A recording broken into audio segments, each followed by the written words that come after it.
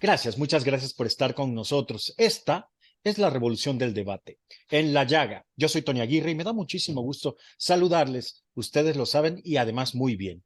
Tienen que compartir esta información, tienen que enviarnos estrellas, tienen que comentarla, tienen que hacer todo para que este canal exista, subsista y para que les siga ofreciendo de manera pues crítica y plural información libre. Hoy vamos a hablar de un tema muy importante porque se celebran, pues no se celebran, se conmemoran 29 años de que falleciera Luis Donaldo Colosio a manos pues de la infamia, a manos de la corrupción, a manos de enemigos de México, sin lugar a dudas. Para ello, voy a hablar con un político importante que se encuentra en Tijuana, en Baja California. Yo estuve en Tijuana y algo de lo que me traje de allá es la amistad de Jaime Martínez Veloz. Jaime, gracias por estar con nosotros. Muy buenas tardes. Igualmente, para mí es un honor estar contigo. Muchas gracias. Jaime, han pasado 29 años, 29 largos años desde que pereciera Luis Donaldo Colosio. ¿Cómo es posible que no sepamos quién fue el autor intelectual luego de 29 años, Jaime? ¿Por qué? ¿Por qué no se sabe quién mandó, quién ordenó a Mario Aburto quitarle la vida a Luis Donaldo Colosio? Desconozco muchas cuestiones que tienen que ver con la investigación y con quienes han llevado y han tenido la responsabilidad de llevarlas a cabo. Nosotros hemos aportado todo lo que nos han preguntado, pero naturalmente en estos años, poco a poco hemos ido encontrando, cuando menos algunos cabos sueltos, que me parece que son importantes, que deberían de investigarse, ¿no? Deberían de puntualizarse, sobre todo para tener más claro qué fue lo que pasó. Y por otro lado, también reflexionar acerca de eh, el legado de Colosio y de lo que él nos planteó, y habría que hacer una valoración qué hemos hecho y qué no hemos hecho con respecto a lo que él planteaba en relación con el partido, con la sociedad, sobre todo aquel planteamiento de que el poder ciudadano eh, fuera a los pinos, ¿no? Era uno de sus planteamientos básicos, el poder Oye, ciudadano a Jaime, la presidencia de la República. Jaime, tú formabas parte importante allá en Tijuana de la Secretaría de Desarrollo Social, si mal no recuerdo. Cuéntanos, ¿cómo viviste esos días antes, durante y después del fallecimiento de Luis Donaldo Colosio? Fue muy, eh, ¿cómo te voy a decir? Estremecedor todo lo que pasó. Naturalmente, la, el solo hecho del asesinato, primero de saber que estaba herido y después de saber que había muerto, pues naturalmente colapsó a la ciudad, colapsó a todos los que estábamos cercanos a Colosio. Y sobre todo el proyecto político que se planteaba y que se había construido junto con él para lograr transformar el país. Fue estrujante, fue estremecedor y he visto cómo mucha gente ha tratado de utilizar políticamente, coyunturalmente el tema, cuando, bueno, poco a poco he ido construyendo o articulando alguna información que me ha tocado saber, que me parece que es importante que se vaya eh, de alguna manera incorporando a la investigación Oye, Jaime, para eh, lograr saber qué es lo que está detrás de eso, ¿no? claro, claro. Oye, Jaime, esto que mencionas, que mucha gente ha llevado agua a su molino, eh, ¿qué piensas o qué te lleva a pensar el hecho de que la coincidencia, las coincidencias de la vida, llevaron a juntarse a Luis Donaldo Colosio con Andrés Manuel López Obrador, un par de días o no sé si la noche antes o muy poco antes de que perdiera la vida, antes de ese fatídico 23 de marzo de 1994. Pues, qué bueno que se reunieron, ¿no? Pero indudablemente lo que está haciendo Andrés Manuel, pues es todo lo contrario a lo que planteaba Colosio.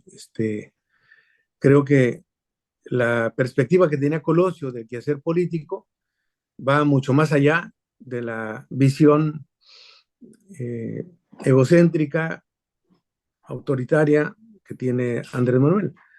El planteamiento de Colosio era un planteamiento horizontal, un planteamiento de carácter incluyente, colegiado, eh, hacía un balance muy claro y un diagnóstico de lo que estábamos viviendo en ese momento y que por desgracia se han venido agravando con el tiempo, ¿no? A mí me pidió Colosio eh, en enero o febrero más o menos eh, unos apuntes de lo que estaba pasando en Chiapas, que me reuniera con algunos amigos comunes y elaboré 2 tarjetas que algún día te las haré llegar de más o menos de lo que veíamos, de lo que estaba sucediendo en Chiapas. Bueno, de alguna manera, posteriormente a eso, pues me tocó trabajar en ese sentido y logramos el 16 de febrero de 1996 firmar el primer acuerdo de paz entre el EZLN y el gobierno federal, inspirado, claro, por lo que Colosio nos había planteado en vida, ¿no? Eh, el 16 de febrero del 96 me correspondió como presidente de la Comisión de Concordia y Pacificación firmar los acuerdos de paz entre el gobierno federal y el Ejército Zapatista de Liberación Nacional. Lo hice pensando en Colosio. Oye, mi querido Jaime, ¿por qué no estuviste tú en el meeting? ¿Qué sucedió? Yo recuerdo que platicando, y ya hemos conversado al respecto, para un reportaje que hicimos para Badabun y fuera del aire, hemos conversado mucho al respecto. Por favor, cuéntanos, ¿por qué no estuviste tú en el meeting de lo que sucedió ese fatídico día hace 29 años? Una semana antes del meeting fue a visitar a mi jefe, a Carlos Rojas Gutiérrez, el gobernador del estado, junto con 3 presidentes municipales del PAN, a pedir mi salida de Baja California, de la Secretaría de Desarrollo Social. Habían firmado incluso un desplegado días antes, lo habían publicado aquí en el Z.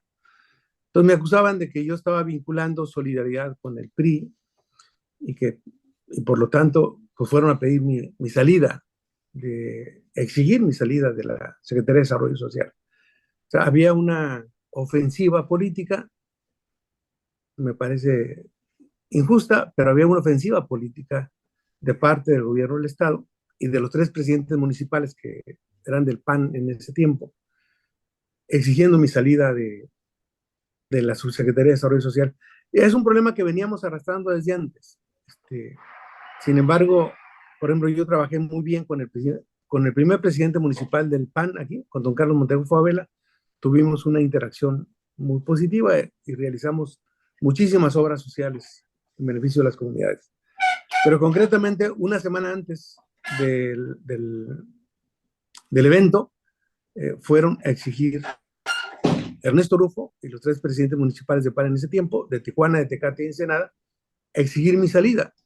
Entonces, Carlos Rojas me pidió que guardara prudente distancia de las actividades partidarias para evitar generar un conflicto mayor. Oye, Jaime, tú nos puedes hablar de primera mano de Luis Donaldo.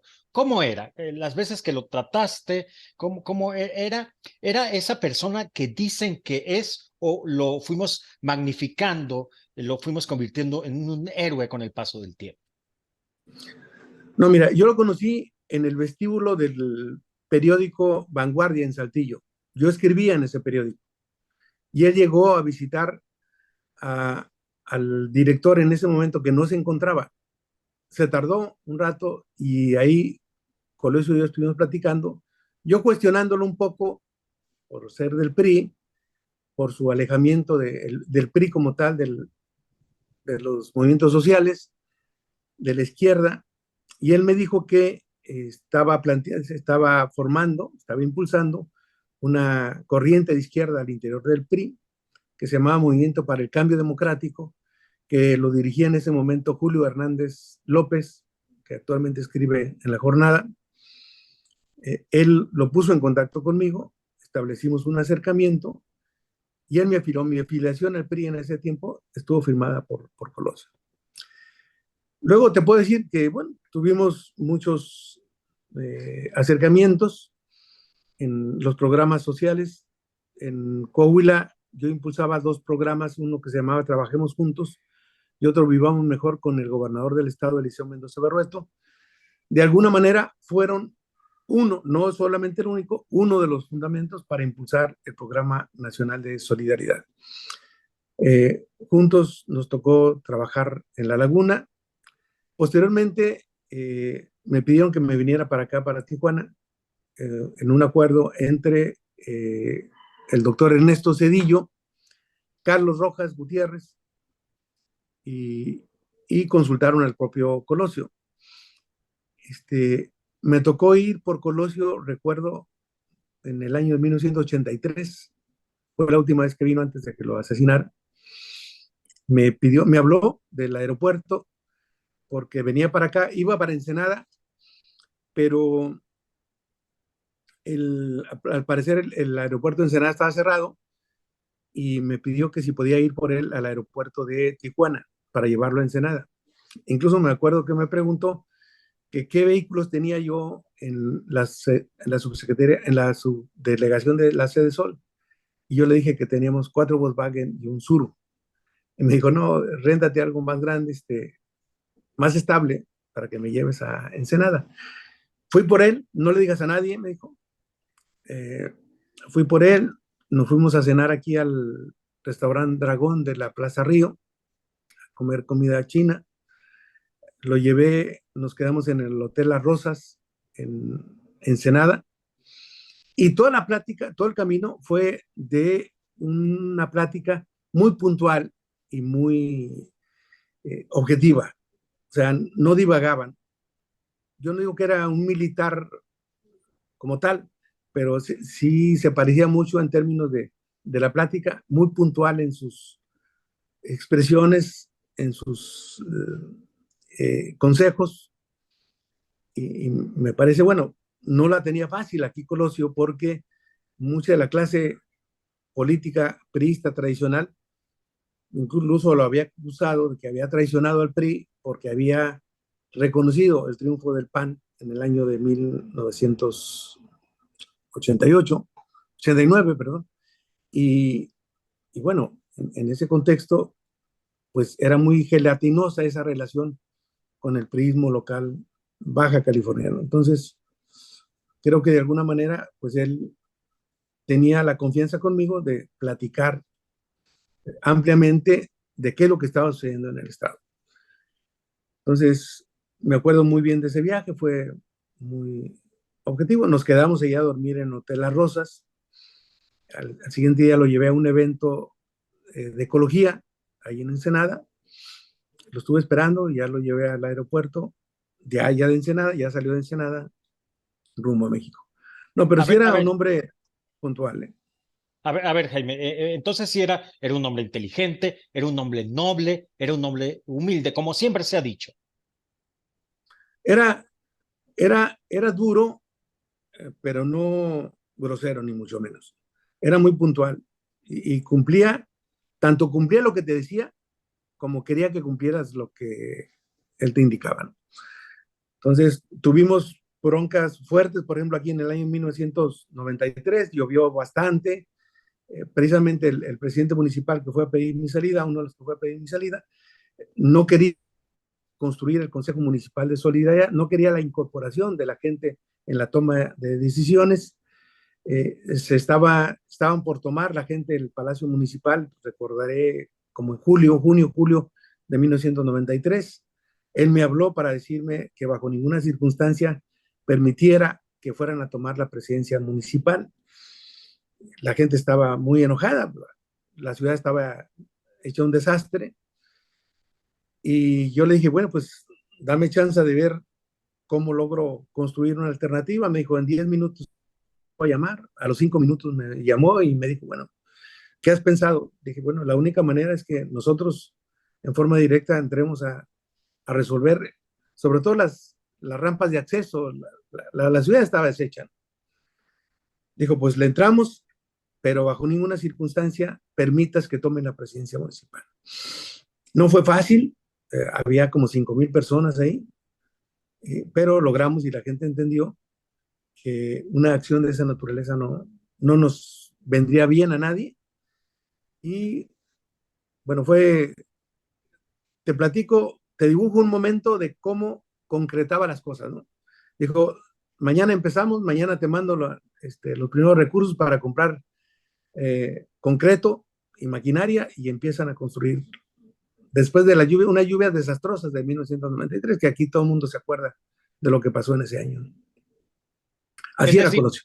ok, un hombre asertivo, un hombre directo, un hombre fuerte, un hombre capaz. Muy bien, como se nos ha dicho a lo largo de la historia, pero agradezco que alguien que lo conoció de primera mano como tú nos platiques.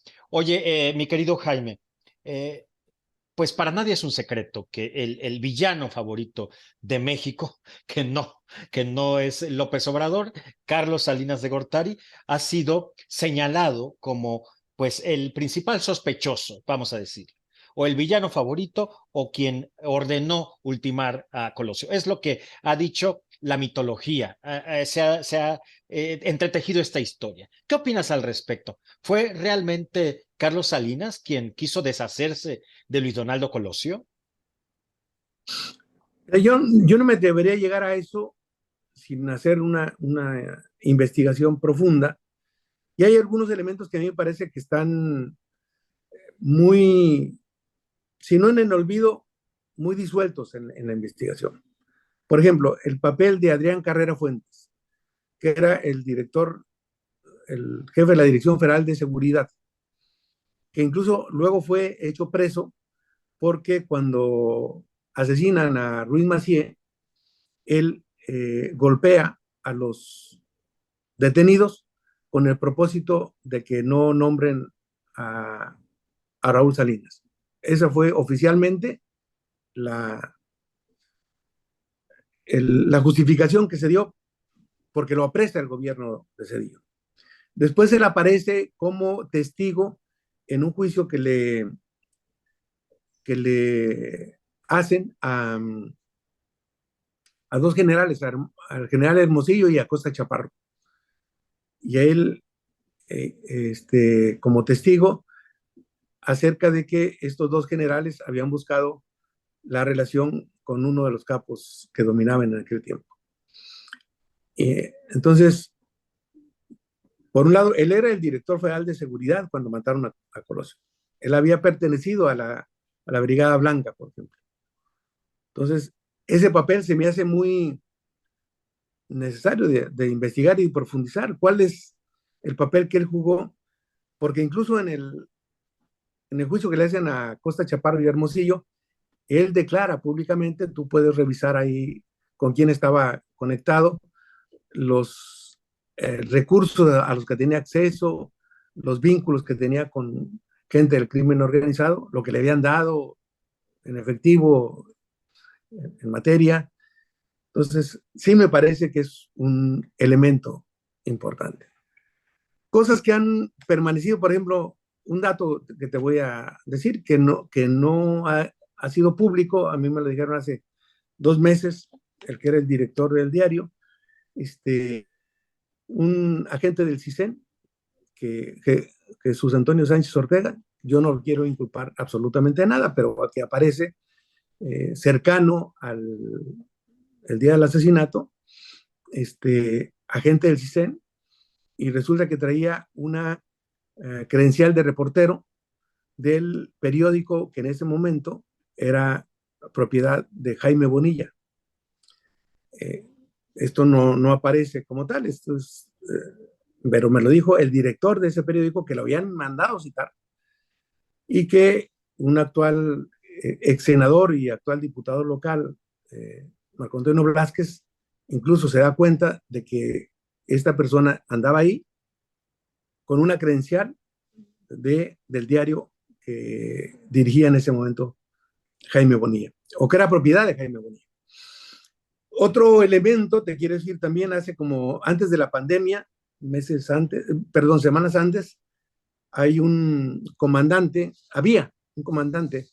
de la Judicial del Estado, José Encinas Filatov, que me anduvo buscando, yo no lo conocía, él trabajó en los gobiernos del PAN, pero me andaba buscando, y él ya murió, parece que murió de COVID, pero me andaba buscando, ya estaba grande, para decirme que el fiscal de aquel tiempo, el procurador de aquel tiempo, del gobierno de Rufo, le había pedido que saliera al estacionamiento de la Procuraduría del Estado en Mexicali, porque algunas personas cercanas a los Arellano Félix le querían entregar unas grabaciones que habían ellos grabado, unas grabaciones, perdón, que habían interceptado de gente contraria a ellos, donde se decía que iban a, o que pretendían impulsar un atentado, no contra Colosio, sino contra alguien, contra un funcionario, y él fue a mi casa a desayunar, recuerdo hace como antes de la pandemia, y me dijo que el procurador le pidió que saliera, dice que él salió con un temor de la fregada, él salió, lo subieron a una camioneta, le enseñaron esas grabaciones para que las escuchara, y él se las entregó al procurador y le pidieron que se las entregara al gobernador. Concretamente, eso me dijo el comandante José Encinas Filatov. Yo no he visto esas grabaciones en la investigación. Tampoco esto que te digo de que esa gente del sistema traía que incluso lo identifican con una que traía en una de sus manos pólvora, o sea, le hacen la prueba de radionato y sale positivo. Bueno, pues esa persona traía una credencial de reportero del periódico que era propiedad de Jaime Bonilla en este tiempo. Yo no digo que sean responsables, ni mucho menos, pero son elementos que están sueltos y que se deberían de investigar. Jaime, yo quiero agradecerte muchísimo esta conversación. Ya tenemos muy poco tiempo y tengo dos cuestionamientos. Rápidamente, por favor. El primero, ¿vamos a saber algún día quién le quitó la vida o quién mandó quitarle la vida a Luis Donaldo Colosio, o no lo sabremos nunca? A ver, yo creo que la apuesta de la República debe ser esa. Yo creo que bajo ninguna circunstancia podemos justificar el voltear la cara. Yo esto que te estoy diciendo, te lo estoy diciendo plenamente consciente de lo que eso significa. O sea, y cuando me llamaron a declarar 3 ocasiones, yo di la información que tenía a la mano. Había muchas cosas que se presumían o que se decían con tal de inculpar a alguien, ¿no? Pero yo entregué toda la información que se tenía a mi alcance. Y yo creo que sí debemos de trabajar en dos cosas. Uno, esclarecer el asesinato de Colosio, ver quiénes estuvieron detrás de eso. O sea, hasta hoy la versión de que del asesino solitario no ha convencido a nadie, por un lado, y por otro lado, construir, articular una estrategia que nos permita reivindicar el papel del país al que aspiraba Colosio, ¿no? El poder ciudadano a la presidencia de la República. Hoy, ¿dónde vemos ese poder ciudadano? Totalmente diluido, dilapidado. Vemos un poder concentrado cada vez más en una sola persona.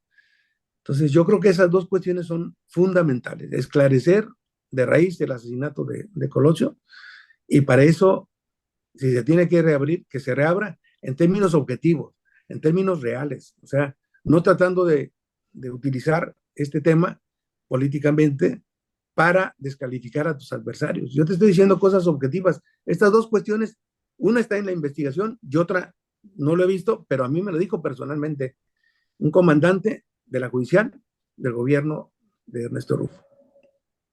Jaime Martínez Veloz, muchas gracias por esta conversación. Mi último cuestionamiento es el siguiente. Encabeza la lista de candidatos a la presidencia, Luis Donaldo Colosio Jr., el hijo de Colosio. Futurizando, ¿tú qué sabes de estos temas? ¿Podría ser el próximo presidente de México el hijo de Colosio? Mira, yo lo que creo que este país no requiere el cambio de un caudillo por otro caudillo, el cambio de un amo por otro amo. Estoy convencido de que se requiere el cambio de una presidencia y de un régimen autoritario por una institución democratizada, colegiada, construida. Y dentro de eso, naturalmente, la figura de Colosio Riojas puede jugar un papel fundamental. ¿Lo querrá jugar? No lo sé. Pero indudablemente es un personaje que tiene mucho que aportar en este país. No sé, personalmente, no, de esto conozco mucha gente que estaba cercana a él. Fui muy cercano a Agustín Basabe, por ejemplo, a Mario Luis Fuentes, a Hopkins. No sé qué esté pensando él. Sin embargo, creo que la aportación que él puede hacer a la reconstrucción de este país es muy importante, siempre y cuando entendamos que se requiere un cuerpo colegiado, institucional, democrático, incluyente, que nos permita garantizar la estabilidad, la seguridad y la gobernabilidad en este país. Pues muchísimas gracias. Gracias, Jaime Martínez Veloz, un hombre que de primera mano conoció a Colosio y sabe las cosas que se entretejieron en aquel tiempo y se siguen entretejiendo en la vida pública y política de aquellos rumbos como es Tijuana. Recordemos que en Tijuana, en Lomas Taurinas, fue donde perdió la vida Luis Donaldo Colosio. Reitero, repito, a manos de la infamia, a manos de la corrupción, a manos de la maldad y de los enemigos de él y de México. Jaime, muchas gracias. Gracias de verdad. Ha sido un placer volver a conversar contigo. Al contrario, Tony, muchísimas gracias por la entrevista. Te lo agradezco mucho.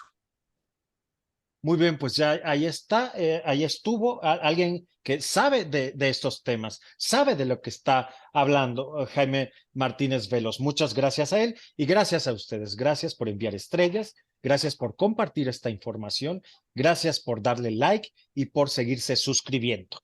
Pues así, de esta manera, hemos recordado de alguna u otra forma a Luis Donaldo Colosio Murrieta, el malogrado candidato presidencial del PRI, ultimado en Lomas Taurinas hace exactamente 29 años. Yo soy Tony Aguirre. Esta fue la revolución del debate en La Llaga. Hasta la próxima. Gracias.